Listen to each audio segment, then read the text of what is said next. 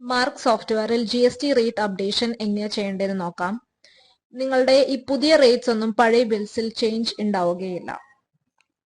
അതിനായി മാസ്റ്റേഴ്സിൽ is of GSTയിൽ ആദ്യത്തെ കാണുന്ന option item GST%/HSN/SAC/rates updation select ചെയ്യുക.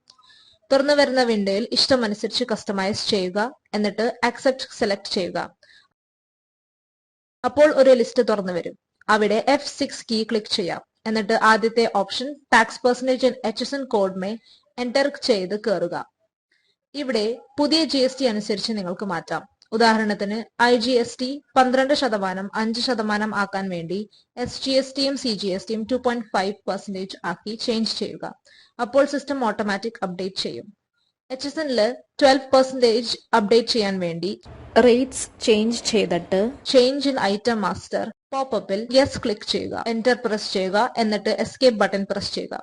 സേവ് ചെയ്യുക. എന്നിട്ട് ഫിൽറ്ററിൽ ചേഞ്ച് ഒന്നും വരുത്താതെ എന്റർ പ്രസ് ചെയ്യുക. അപ്പോൾ നിങ്ങൾക്ക് കാണാം ടാക്സ് റേറ്റ് ചേഞ്ച് ആയിട്ടുണ്ടാവും.